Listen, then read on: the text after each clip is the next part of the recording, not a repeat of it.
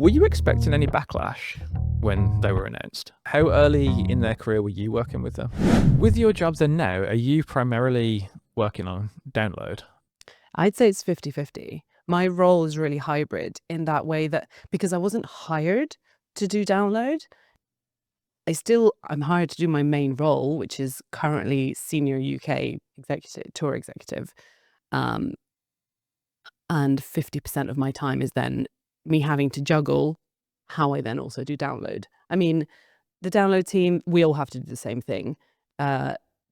Everyone on that team is their only job isn't download, at least in the booking team. And Cam, for example, he's now the head of the booking team, but he's also a promoter at Live Nation. So luckily, I think throughout the year, it ebbs and flows in terms of right now, I'd say 90% of my job is download because it's 3 weeks away. Maybe in September, touring's really, really demanding. So we do a bit less of download, but overall, I'd say it's 50%. How early does that booking start? Is this sort of like a rolling thing? So much earlier than you'd imagine. So we started working on 2026 headliners maybe in December. So way ahead of 2025 even happening. Right. And I remember last year we finished the festival and we had a festival call, like a meeting with all 5 of us on Monday morning. So I was like, this really truly never stops. And you know what is the competition, because every other festival is doing the same thing. Yeah, of course. That's quite crazy with this year's lineup then, because you can look at someone like Green Day and say, yeah, that's in 2 years they're still going to be huge because they have been forever. But then with someone like Sleep Token, how could you have seen that 2 years ago? Sleep Token was an artist that Live Nation already worked with. Like, they played at the Great Escape Showcase. They did their first few shows with, like, they've been on our radar for a really long time. And I guess part of it is just belief, but also tracking how quickly they were growing, even at the really small stages. It's not a foolproof approach, but it was a really early indicator. And we genuinely were happy to see that we had just announced them as headliner, but then their tour numbers for the November tour were already really, really high. So we were feeling quite safe by that point.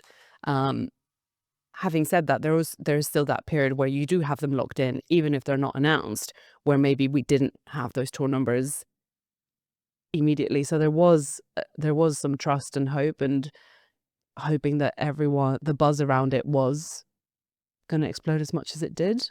I mean, the buzz has been incredible, and it has like continued like consistently. They just keep getting bigger. They've even had their number ones now. If that hadn't happened, would you have just been like, okay, this year we have a small headline? Do you know, I don't know how to answer that question because we've never had that situation before. I'm like, I hope we always avoid it, but I think there will always be a large amount of people that enjoy that set, whether it's the full sold out festival audience or not. It's still a festival that caters to a really wide number of genres and like people's interests. And I don't think we'd ever book someone that would just literally be totally wrong. So I just think it's what degree of success rather than it was a total failure. Because then I think we really would need to relook at how we book. I guess this time it just has worked out amazingly. In the past, there's obviously been a lot of bands that are just they've been big for a long time and it's sort of stable. I guess taking that risk on the newer ones blowing up is what creates those moments that everyone thinks are special. Other than it just being like, oh, it's the same old shit. We know what we're getting. And some people want to see that, and I think people enjoy those sets, but they don't feel the buzz of the announcement. And Download has many critics, even though they love the festival, they're super vocal because they feel like they own it, and they do. But I guess we learn from every year's risk level, and Bring Me the Horizon, massive. It's not comparable, but putting them in the headliner slot for the first time was a risk of sorts. Yeah. And it paid off really, really, really well. Does that then have a knock-on effect to how you then decide to take a slightly greater risk with Sleep Token? Yes. So kind of for us, it's an incremental level of like learning and experimenting that thus far seems to have worked. When you book one of these new ones, what's the sort of the difference in the process between booking a legacy in sense of if you've got a legacy band, they've played big shows and they've played festivals and they've got their sets and they know what's going on stage. My assumption is that someone like Sleep Token that's not done something on that scale, they're doing it for the first time, they're having to build everything for the first time. Is that something that you're part of the process of? Or do you just leave it to them in the hope that they turn up with something cool on the day? Like using Bring Me as the example, their stage was really cool. I don't know whether it was the first time they'd had a stage that big, but they definitely fucking brought it. They've always had great staging. I know for a fact they specifically knew that it had to be up like 10 levels for download, and that's what we saw. We, as festival, we are not part of like influencing that. We just facilitate because your staging is very much creative license, right? No more than we would recommend what set list you play or how you write your song. As promoters who've worked with those acts in our other role for many years, then there is a lot of feedback of what works best for the staging of a band that's developing like Sleep Token. I mean, a lot of it's not to claim the idea in any way, but people like Andy and Cam have been around a long time and do have discussions with management and with artists about ideas and cool stuff they saw other bands do and like what would work well for a particular song, and download just aims to facilitate whatever the end result is. I think, interestingly, with a lot of bands who haven't played before, they feel the weight of presenting something incredible, maybe more than a legacy act does. So I think they're often the ones that might bring the most innovative or blowout production they can think of because it's their first. With Sleep Token again, how early in their career were you working with them? So I think I started working with Camp. I was there at the Great Escape when they played, and the Great Escape is like breaking bands, tiny, like 200 cap dingy venue. I was there. I can't really remember if I was working with them at that time, but for sure when they played Lafayette. They did like sort of a stripped back Lafayette set. God, I wish I could remember the year. I can't.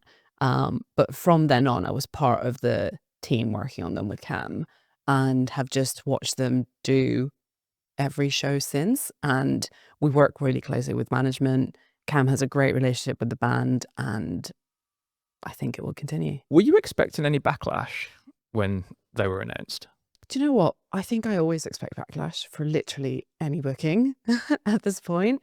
But I think we were not in a negative way, just like nervous for how much people maybe wouldn't get it, and were generally pleasantly surprised. And what we saw more so is that anyone who was being quite negative, even if some of their points are valid or not, is kind of not the point. It wasn't anyone within the company or management or the band that had to kind of go in and correct any misconceptions. It was all self kind of moderation by the pool of fans within whatever platform they were talking on. So I just thought, if there's someone being like terrible booking and there's 8 people being like, they're amazing, have you even listened? Why not just because they're new? That was all we needed to see. Yeah, I guess you sort of laughed at that as well, so it probably calmed. Yeah, I'm like, thank God someone's saying the stuff we want to say, because I'm not allowed to go in and argue with someone on a download forum. Do you know what I mean? But it's nice to see it when it's rectified. How many bands, sort of roughly give or take, are considered as headlines? It kind of depends really because there's honestly 1,000 things that have to align for a headliner to lock in a festival play. So it could be that in the dream scenario, your first 3 approaches are your 3 confirmed acts.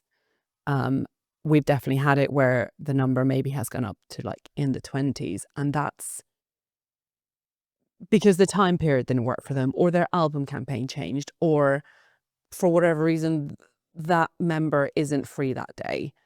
So the number could just vary massively, although it's capped by the amount of bands that actually are of a size that could headline. Yeah, of course. I mean, there's not that many in the grand scheme of things, I guess. Someone like Korn have played like 1 billion times on 1 billion stages all over the world. Like, they know what they're doing inside out. The newer ones, I mean, Sleep Token really being the example, being so new to it. Do you worry that they're not going to be able to command that size of crowd? No, I mean, because I kind of believe in the act anyway, but because I've seen them play your Wembleys, your O2s, multiple O2s. So it's just, no, it's not that big a punt. Once you go from 20,000 to 50,000, I don't think the difference is huge in terms of whether you are commanding the whole room and the atmosphere is electric. That will translate really well into whatever size that festival crowd is.